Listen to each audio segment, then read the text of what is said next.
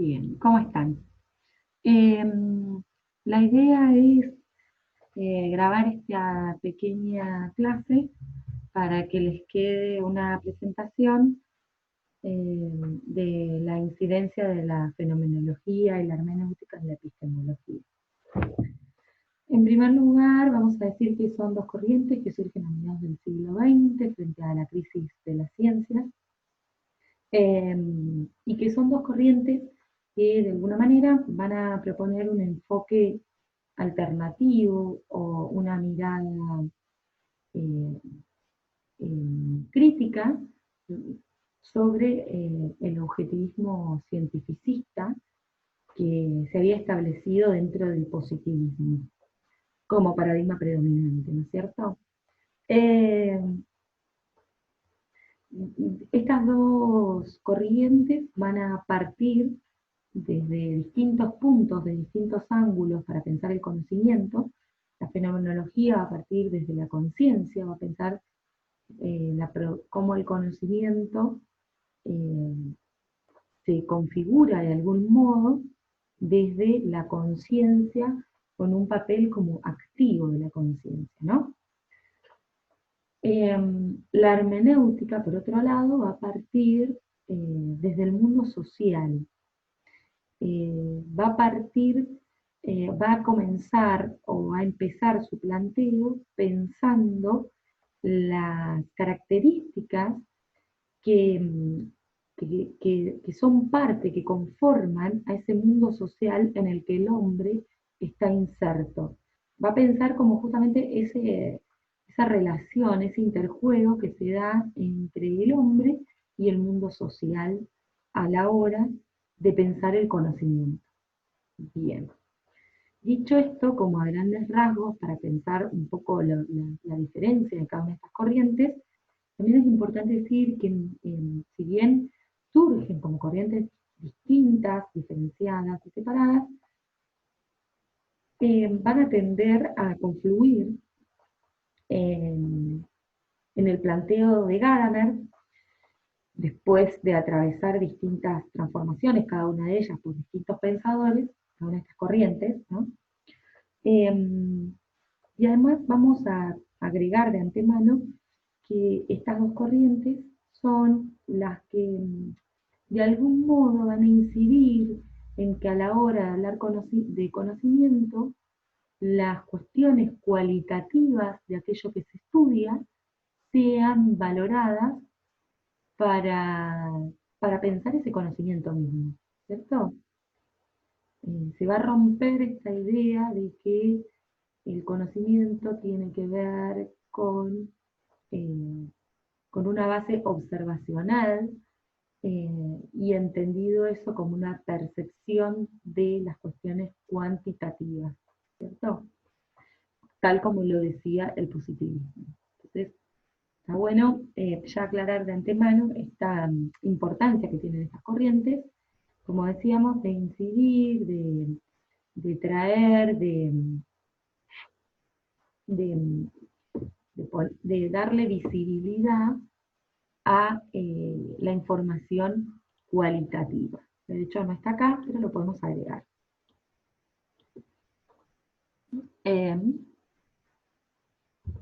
Información, brevemente, ¿no? Cualitativa. En el medio. Lo vamos a dejar como algo en lo que los dos terminan influyendo. Vamos a decir. Bien. Tienen planteados acá, así a grandes rasgos, dicho las, las cuestiones fundamentales que vamos a considerar de cada una de estas corrientes. Vamos a empezar por esta que marqué primero, de la fenomenología, pensando que la fenomenología, ¿no es cierto?, va a ser cuestionadora del objetivismo, de esta pretensión de objetividad en tonos de neutralidad, porque va a sostener como una idea clave, que la subjetividad justamente es el fundamento de la objetividad. Si hay objetividad, si hay un mundo de conocimientos subjetivos, es porque la subjetividad fue la productora de esos conocimientos. Por lo tanto, pretender una objetividad sin subjetividad es olvidarse del fundamento del cual la objetividad parte, del cual comienza la objetividad, ¿no es cierto? El lugar en el cual está anclada la objetividad es en la subjetividad. En este sentido, va a analizar, la fenomenología se va a centrar en justamente cómo es que la subjetividad va a construir la objetividad. Para eso va a desarrollar Husserl, no lo nombramos, pero es importante por ahí decirlo, que es como uno de los principales referentes de esta corriente, va a desarrollar una teoría en la que va a analizar justamente cómo se construye toda esa objetividad desde la subjetividad. Creo que lo dije varias veces, pero básicamente podríamos decir que en su análisis, Husserl, decíamos, se va a reducir a pensar la conciencia y cómo desde allí surgen los conocimientos, y una de las tesis fundamentales que va a chocar con la intención de la objetividad entendida de otra manera, o como lo entendía el positivismo, es que para Husserl toda conciencia es conciencia intencional. Ahora vamos a aclarar qué significa esto, pero estamos en esta segunda tesis.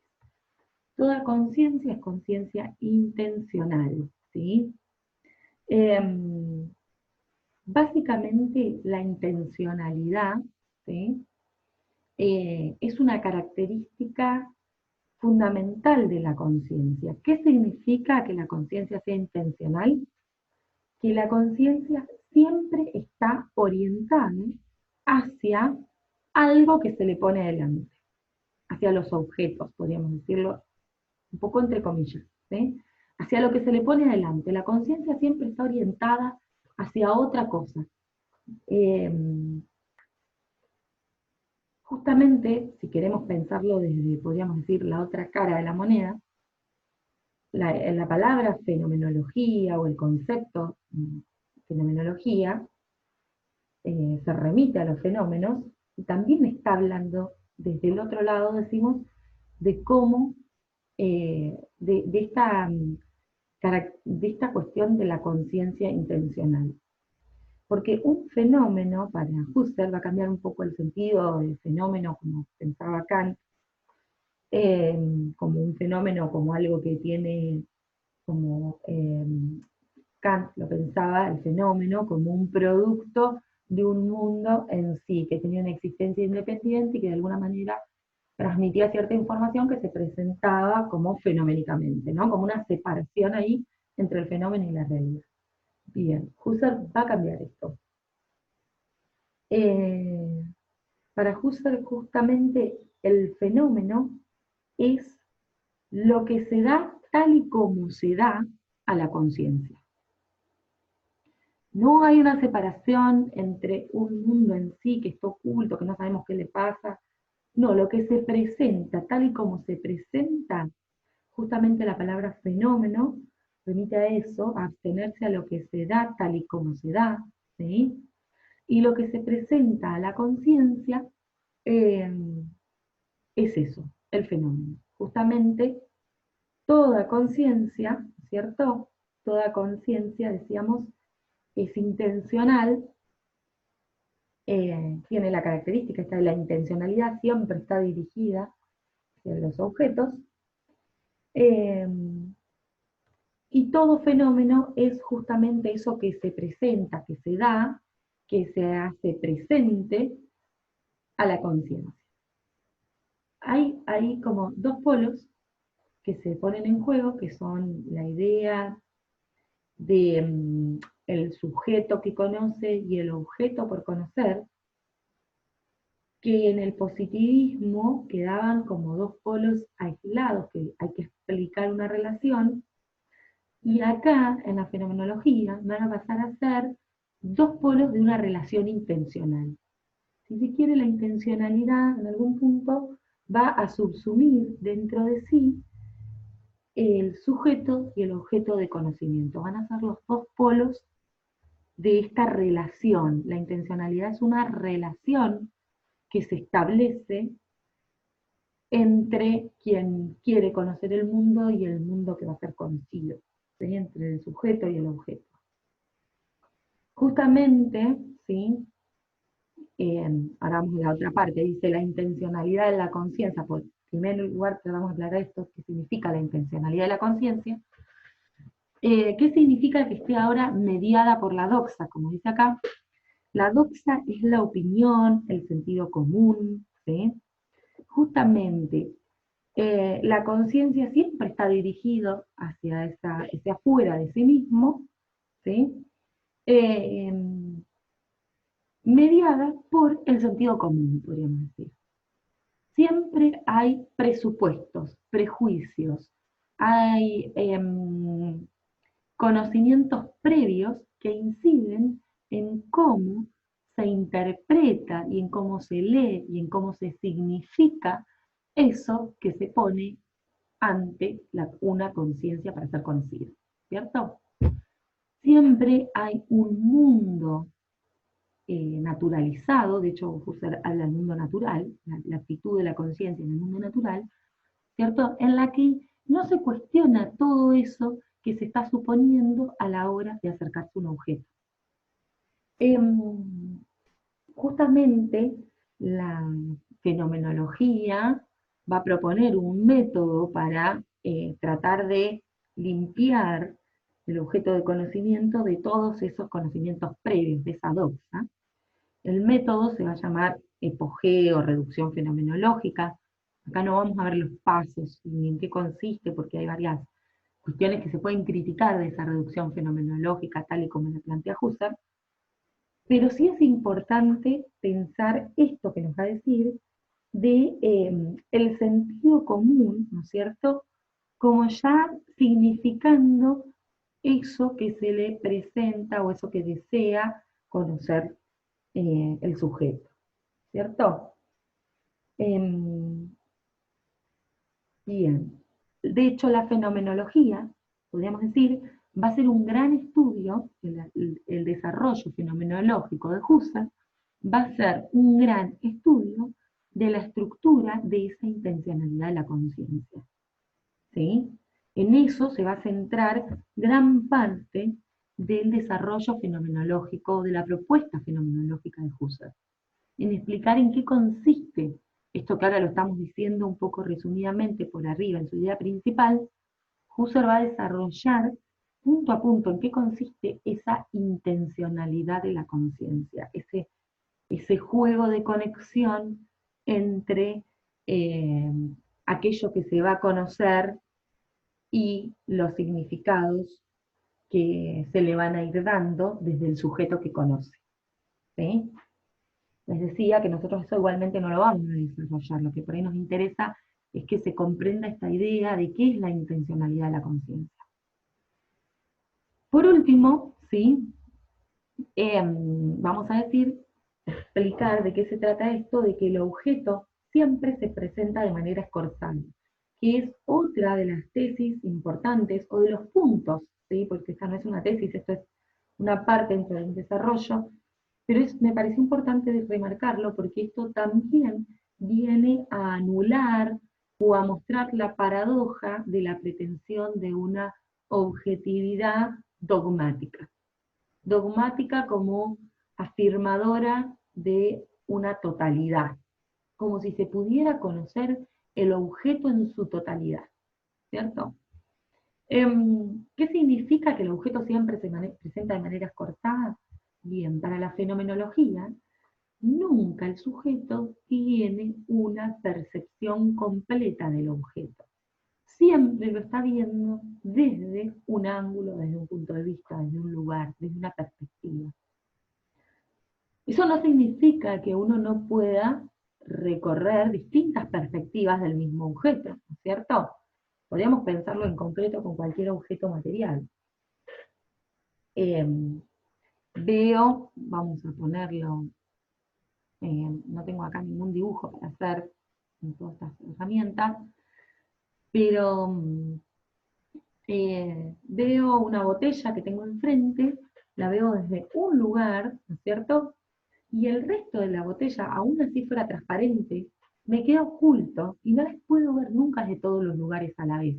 También desde el arriba, el abajo, el adentro, el atrás, ¿cierto? Todo eso a la vez no lo puedo tener. Siempre que me planto frente a un objeto de conocimiento, lo veo recortado, si quieren. Escorzado significa recortado, ¿cierto? Una parte del objeto veo. Puedo inferir el resto del objeto apoyándome en conocimientos previos, eh, en saberes que ya tenía y demás, puedo inferir el resto del objeto, incluso apoyándome en ese lado del objeto que se me presenta o que veo. Pero nunca voy a tenerlo en su totalidad. Por lo tanto, esa pretensión dogmática de objetividad es bastante paradojal porque pretende algo que de por sí para el sujeto es imposible. Pretende un conocimiento absoluto cuando el sujeto siempre está accediendo a la realidad desde una parte, un recorte. ¿Sí? Entonces, esto también es importante tener en cuenta cuando pensamos el aporte de la fenomenología para la epistemología. Bien.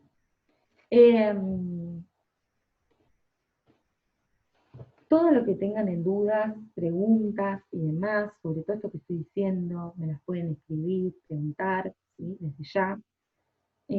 Traten de escucharlo de manera pausada, yo estoy tratando de hablar lento, traten de ir anotando, ¿sí? No se queden con escuchar solamente porque hay mucha carga conceptual de conceptos que requieren que se escriban, que se desmenucen, que se entiendan. ¿Sí? Bien, dicho esto como pausa, si se quiere, vamos a pasar a los aportes que va a ser la hermenéutica. ¿Sí? La hermenéutica, decíamos, va a pensar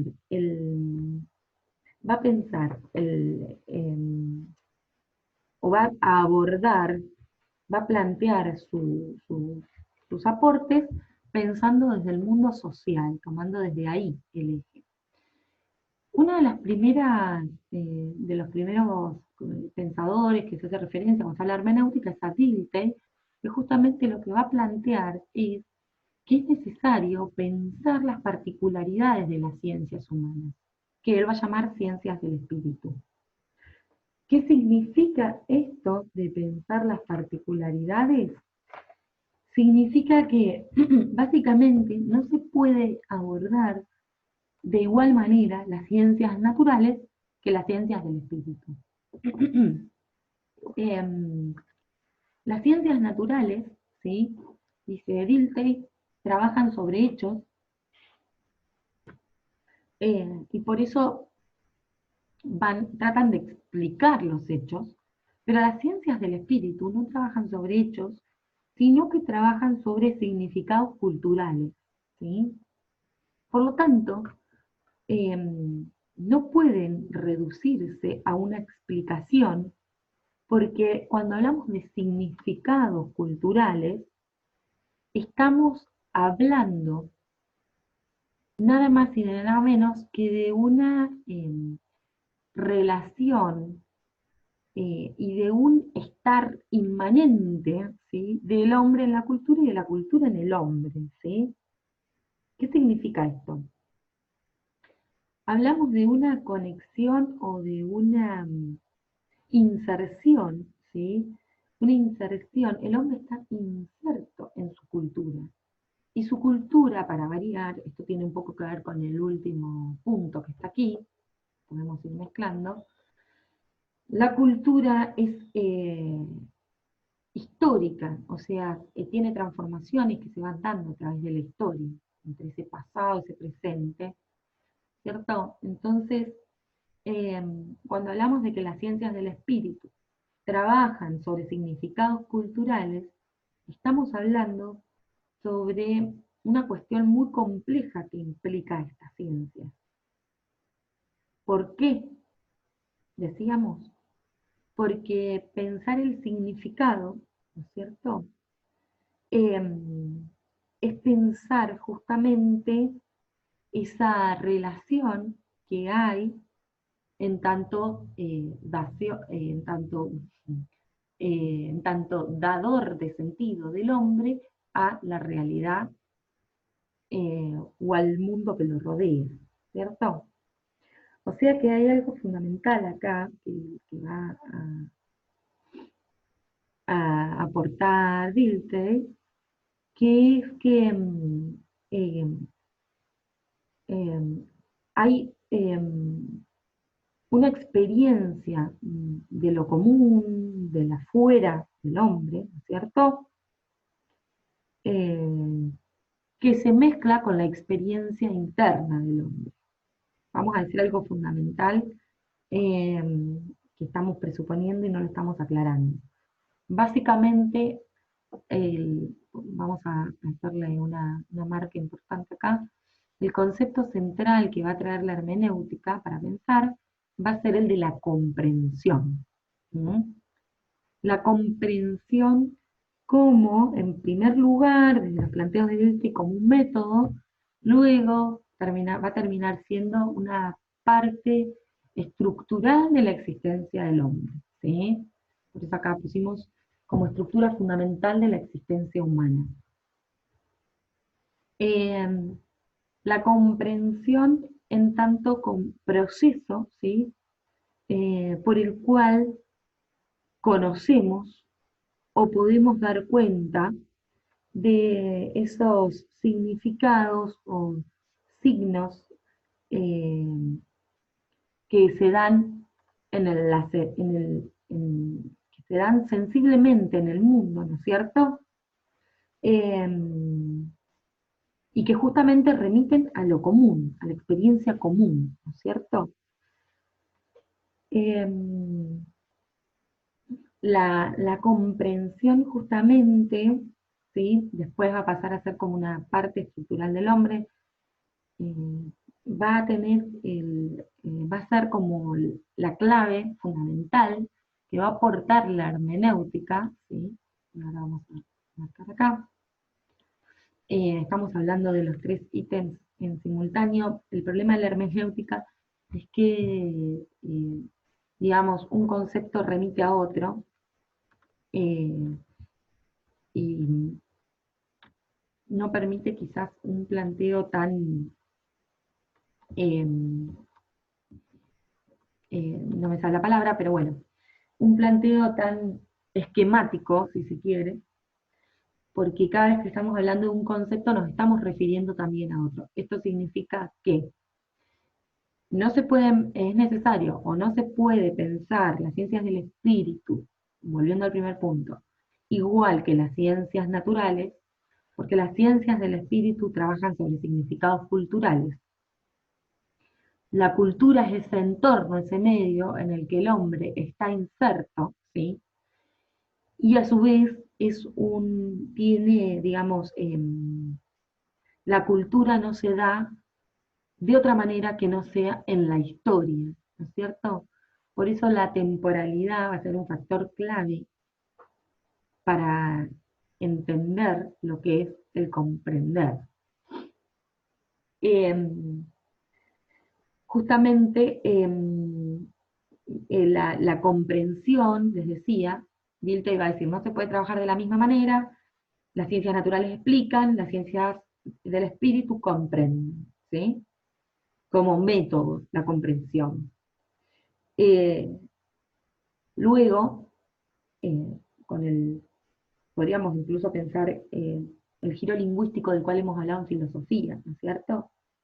Eh, y la incidencia del giro lingüístico para salir de la comprensión como método a la comprensión como parte estructural de la existencia humana. Eh, porque justamente eh, siempre, va a decir Gadamer, la comprensión va a ser lingüística, el lenguaje va a ser el medio, ¿no es cierto?, que va a conectar la interioridad del hombre con la sociabilidad, con lo exterior de él.